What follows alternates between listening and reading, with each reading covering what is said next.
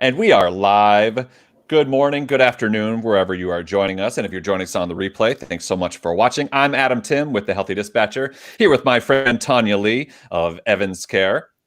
Hi, And everyone. we're here with episode 4 of Creating a Healthy 911 Environment, where we're going to talk about how your environment impacts your physical health.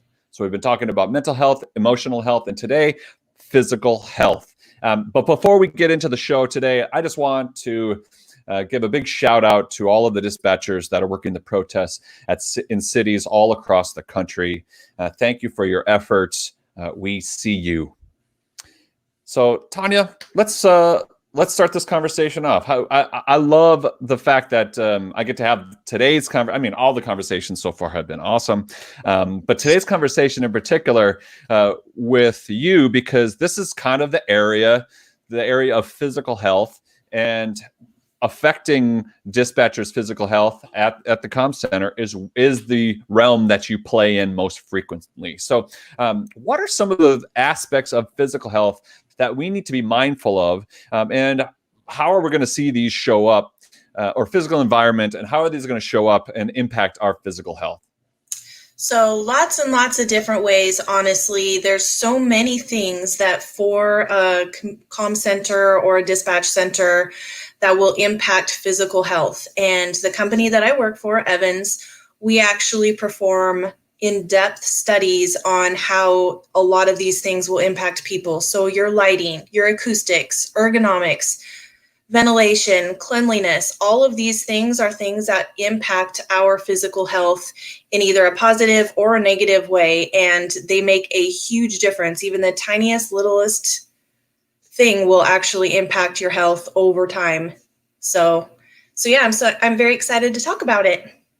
Well, let's start then with any one of those. You mentioned lighting, you mentioned acoustics, you mentioned ergonomics, you mentioned ventilation, you mentioned cleanliness. These are all aspects of one's environment that can show up as show up in our physical health, how we're like these symptoms in our body. So let's just go down the list. Let's first talk about lighting, and for viewers, we're going to talk about it from the environment of the dispatch center, but also I'd like you to be considering what this looks like from your environment at home too, because there's certainly there's both sides of things. So, what about lighting, and how can we see lighting impacting our physical health?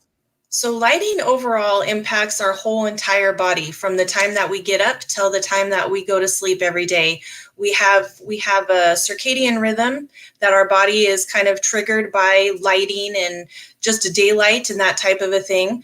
So when you're going into a super, super dark center, it automatically triggers your body to start unwinding, to get sleepy, to get tired, to start, trying to slow you down for the day, which is tough for dispatchers when they go into a center and they're working night shift. First of all, they're already tired, and then their body is starting to trigger them like, hey, it's time to sleep. And so that can really impact it. We've done a lot of lighting studies, and it impacts things that you wouldn't actually even really think about. It impacts your blood pressure, your metabolism. It can impact muscular skeletal disorders.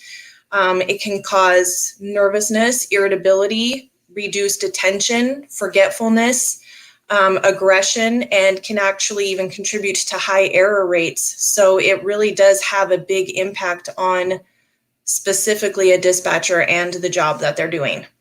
What do you say to the dispatchers who are tried and true, like they'll live and die by having a very dark communication center, and they cringe when you turn the lights on? They're vampires. They scurry into the shadows of the corners of the dispatch center, and they'll say, I just it hurts my eyes. It gives me a headache. Despite what the research shows, why are there still those who prefer darkness or live and die by the darkness? Well, I don't know what your experience is. I don't know what you obviously must have had a preference when you were working dispatch. I know that when I go into a center and it's dark, I like that myself personally. It's calming to me. So I know that that's probably why a lot of dispatchers like it. What was it like for you when you were a dispatcher? What was your preference?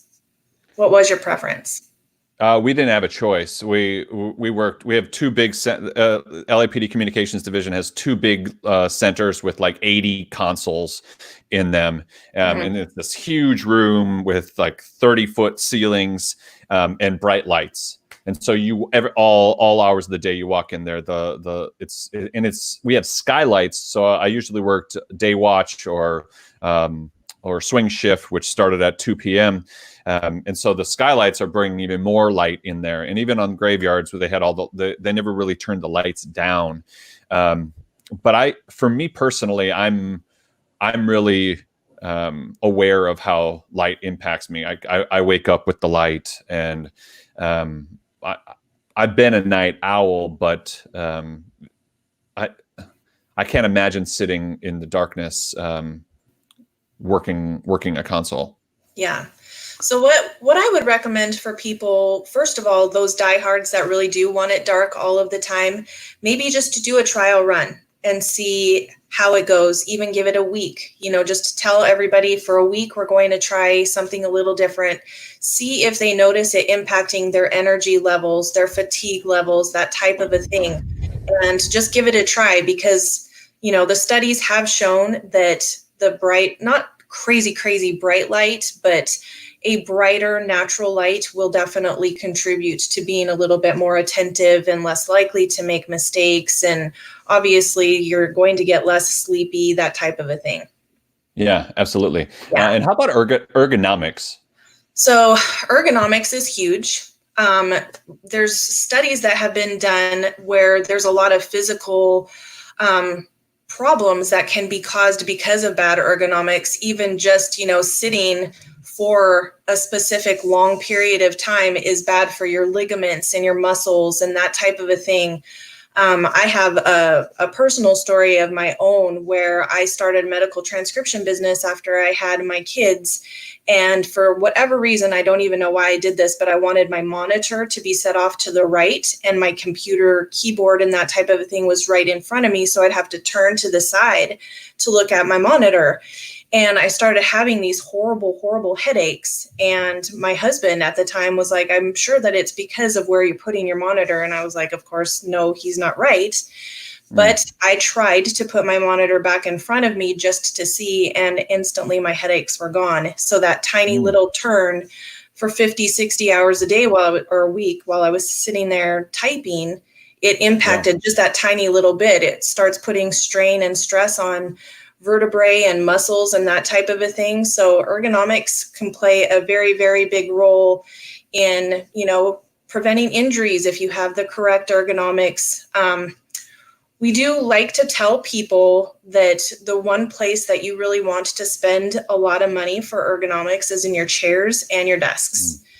Partly because when you have the quality product, like I like to tell people, if you're going to spend a lot of money on your mattress, what is the reason for that? Why are you spending a lot of money on your mattress? Why are you spending a lot of money on running shoes if you're a runner?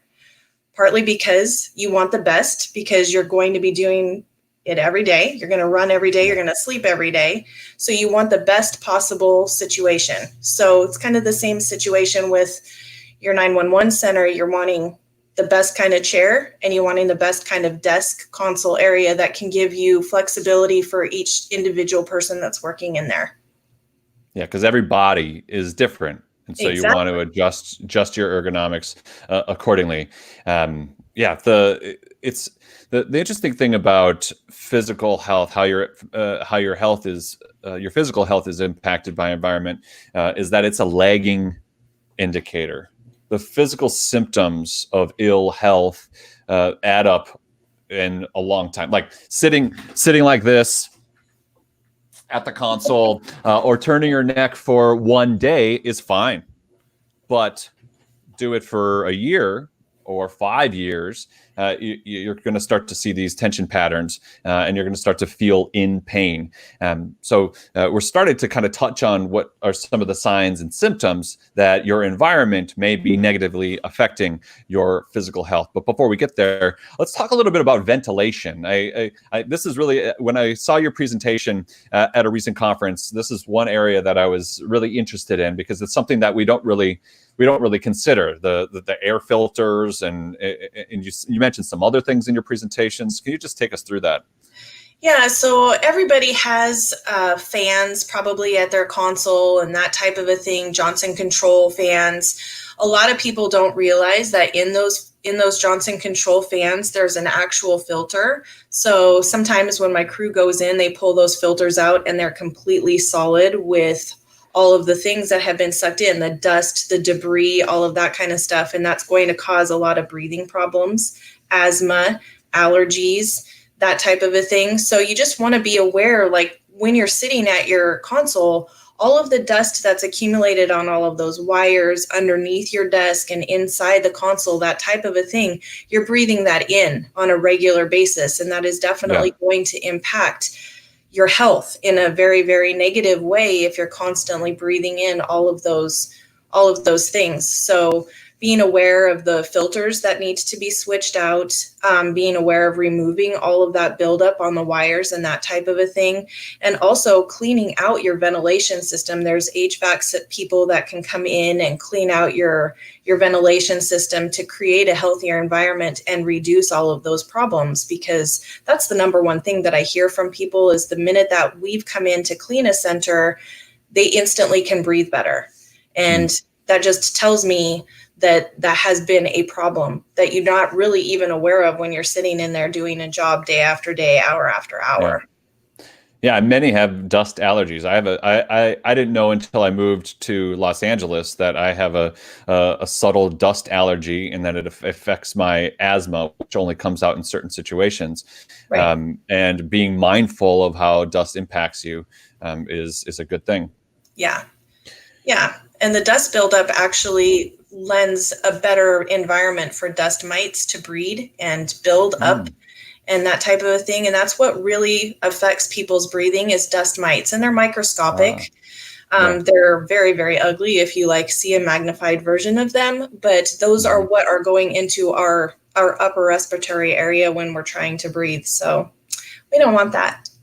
No, absolutely. And how about acoustics? What is what do the studies say about how acoustics can impact our physical health?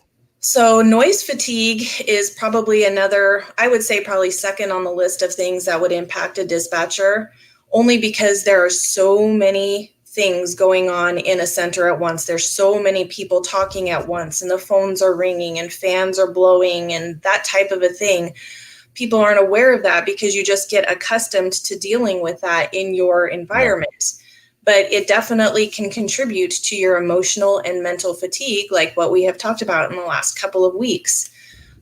We have actually done a lot of research on this as well. And we have a study from the Wall Street Journal that stated that it took 23 minutes for a person to refocus after being distracted.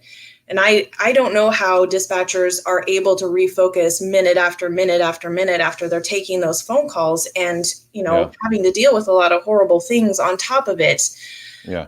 But even outside noise from your center can contribute to the noise fatigue. So, and I know, as a parent, there are times when I'm just like, I need to not have people talking to me for a few minutes because I'm on the phone all day long. And then I have to hear, about helping with the homework and all that kind of stuff. So a dispatcher deals with that times 100 every single day, every single shift. So that's a really big one. There's things that you can do. You can direct speakers in a specific way. There's noise absorbing areas or things that you can put in certain areas to kind of absorb that sound that will lessen the fatigue that you experience. And it's important to have contrast as well. So when you're jacked into a console for an entire shift, for a 12-hour shift, or you're working mandatory overtime shift, if you don't take some time to kind of detox from the noise, that stress will continue unabated. Right. the mental, and it adds up to emotional stress as well. So we have to create that contrast. So what I would always do after a crazy shift is just go home and be still for some period of time before I engage the rest of my life. Before I went and talked with my family and friends, before I did anything else, I would just kind of be in this still zone. And that's a great way of kind of calibrating how you're feeling about all of this, is creating stillness. So few of us actually take time to create stillness. And I'm talking about like a place where you can just be physically still, that also includes some silence around that too, to fight that noise fatigue, as you said. Yeah. And how about general cleanliness? General cleanliness, how can that impact our physical health? Well, in a lot of different ways, the overall health of a center and the cleanliness of a center kind of work hand in hand. If you're sitting at a console that's completely filled with food and dirt and dust and bugs and whatever else, spilled drinks, that type of a thing, that's just a breeding ground for bacteria, germs, viruses to live and breed and be passed on between dispatchers. So it's important to make sure that you're working in a healthy environment so that you are healthy and you stay healthy, and it will decrease your call-in rate. Yeah, absolutely. And Yeah. sick time abuse is a challenge at many centers across the country. So, what are some of the indicators that our environment might be impacting our physical health? So, we already talked about feeling fatigued based on lighting or noise fatigue. What are some other symptoms, some signs that we might see coming out in our body? And this is really what I'm asking everyone to become more mindful of, is what is your body telling you? What is your body telling you? The physical symptoms telling you about how your environment is affecting you. And so you already mentioned you had the tension patterns in your neck, and you might say, like many, I've had lower back pain for my entire adult life. What's the point of even calling that to mind? My neck has been aching, and I just pop when I get those migraines. I just pop some pills, and I just keep on keeping on. What's the point of doing something about it if you have some of these physical maladies? Well, once you can actually identify that you're experiencing all of those things because of your work environment, you want to actually pay attention and start doing something about it, because over time you can actually develop a lot of stress related illnesses and diseases that can be prevented. So yeah, if you want to just, every time that you go to work or whatever, you're like, I know I'm going to have a headache, I'm popping Advil, or I know that I'm going to have all of these aches and pains. Don't ignore those, because they can actually build up to become a very big problem that can actually cause you a lot of lost time from work, lost time from family, that type of a thing. You want to start being a little bit more aware of the fact that your environment may be contributing to your physical health in a negative way, and what can you do to actually impact that in a more positive way. So, like you said about the ergonomic thing, getting up and starting to walk around when you have a minute, even if it's a couple minutes. Or there are some centers who are creating that quiet environment that you can just go and be quiet for a few minutes before you start going back out there and doing the job again. All of those tiny little things will actually help you in the long run. I know that you've talked about having ulcer problems from your stress and all that type of a thing. That's a physical symptom of your environment. So those are things you just don't want to ignore them, sweep them under the rug, that type of a thing, because you definitely will be dealing with more difficult issues later on. Well, what I also noticed is that I was internalizing the challenges of the job, working with difficult situations on the radio and difficult callers, and then I would go home and I would spend my time, my free time, catering to at times toxic relationships and a toxic environment at home. And I didn't know that that was also impacting my physical health. In fact, I plowed myself into a couple of side projects. I didn't know it at the time, but it was an attempt to disconnect from how uneasy my home life was making me feel. Like I was in a bad relationship. I needed to do something about. I needed to solve the problems in my life instead of avoiding them. But all I did was avoid them and try to escape the problems without actually solving the problems. As a result, I had the indigestion and ulcers and tension headaches. It wasn't until I started to make some concerted efforts to change the environmental forces, which included relationships, included unhealthy habits, that things began to change from my physical health perspective. Right. Yeah. And I think that you and I talked about this yesterday, but it's every single one of these points that we've been discussing in the last few weeks, they work hand in hand and they're all intertwined. You can't single out emotional health or physical health or mental health. All of them work hand in hand. And so it's been very interesting kind of working through this with you together and just learning about that. You can't just identify one specific thing and how it impacts one specific thing, and it impacts everything as a whole. Absolutely. Yeah. And we have a couple of comments here on in the comment string. Jamie mentions she has tension headaches or shoulder earrings. That's right. I used to wear shoulder earrings sitting at the console as well. In your lower back, some lower back pain. I'm curious, Jamie, if you're still viewing live here, are there days? Are there instances? Are there factors that impact how many tension headaches that you have, or how painful your lower back is? I found that on days where I was just struggling to get to the end of the day, I was often doing that in a posture with my shoulders rolled forward, and I was all slouched in my chair. Because I became less mindful of how I was holding my body on the tough days.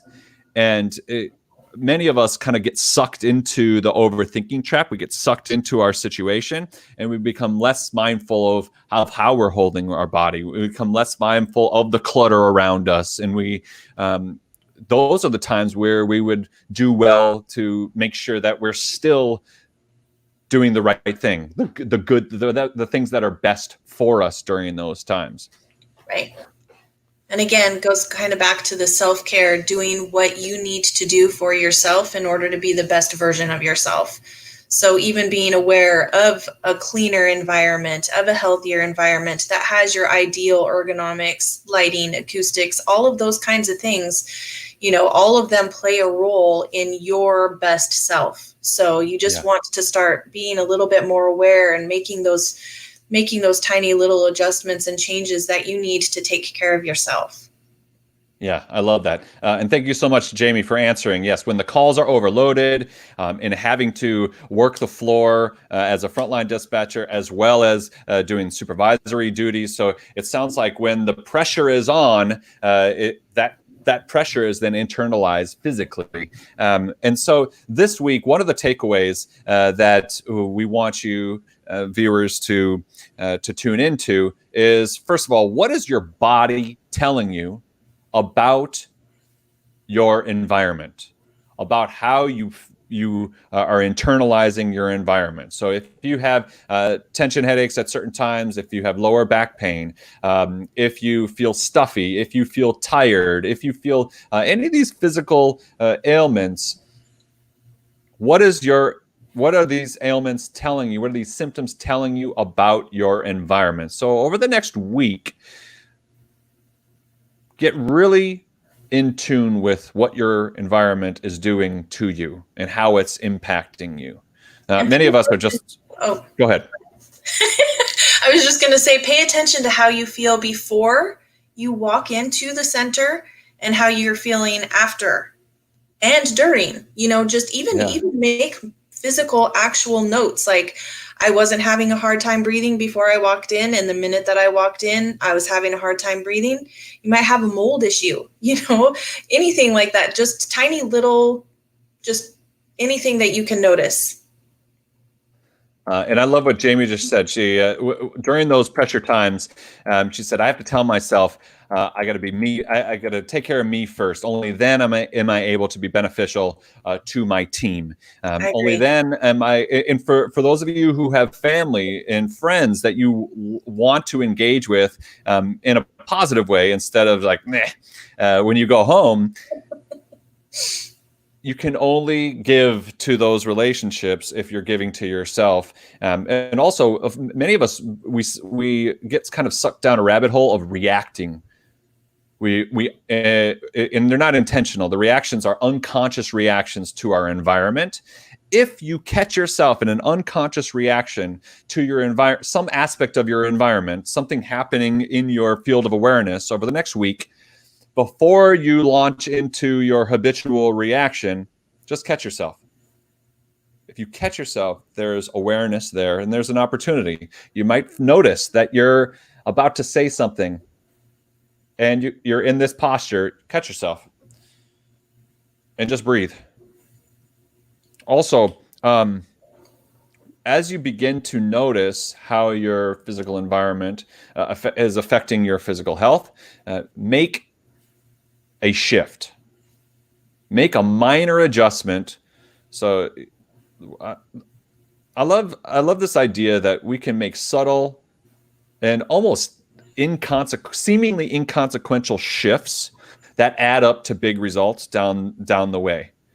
What subtle or minor adjustment can you make today that can add up in a week or in a few days to better physical health or less anxiety? Thank you, Jeannie.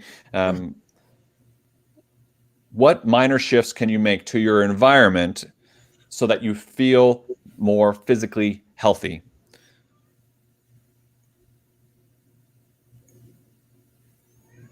I'm just checking out. Thank you so much, Jamie. Honestly, slow down and breathe. The environment was making me sick. So reason for change. If you're frequently, another thing that I experienced while during my tough times, the first 7 years of my career, I was often, I would get to a couple of days off and I would spend the whole time not feeling well. Like I couldn't get out of bed because the stress was impacting my immune system. Mm-hmm. So if you're frequently feeling ill or run down, environmental factors may be playing a part. I do want to go, but before we get into the wrap up, Hank, you asked the question. Some comm centers are allowing dispatchers to work from home. What I've heard is that they are by far in the minority, that it's not happening very prevalently. But for those dispatchers who are able to take calls from home or work from home, man, your environment is even more important. And I think that's a big challenge with migrating remote or working remotely in our industry, is that the environment makes a huge difference to your level of professionalism and to how you show up, and even in your voice inflection and your level of customer service. And so all of these things are going to come out in your conduct. So just being mindful of that.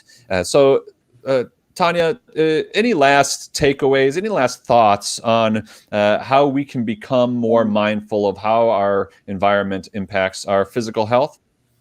I think, like you said, just this week, try and be ultra aware of how you're feeling and how you're feeling during your shift and how you're feeling when you leave that building, and see, if you have tension, if you have a headache, if you're having a difficult time breathing, make small, tiny little changes, like taking a break to take a walk or taking a few minutes to yourself to breathe. I really am a very big believer in the power of just taking a moment to take a breath. Also, doing small, tiny little things like keeping a healthier environment, just physically healthier environment by using products to keep your workstation clean, that type of a thing. All of those things are going to impact the way you're breathing, the way your head's feeling, that type of a thing. So, and yeah, I love this quote only because it talks to everything that we've touched on so far and what we're going to talk about still to come. So absolutely. And I love this idea that health is not merely the absence of dis-ease or disease or infirmity. Just because you're not laid up in bed doesn't mean that you are in this optimal state of well-being. So we can always be more in tune, more aware of what our body is showing us. And thank you, Diane. No breaks here. For those of you who are one dispatcher shops, you got to be even more mindful of what you do with the time away from the console and in between calls and in between broadcasts. Yeah. So if you're on your phone all the time, or you're filling your space, your time with or your mind and empty space with more content, then you might just create some time to create some stillness as well, or take some time to create some stillness as well, and some space.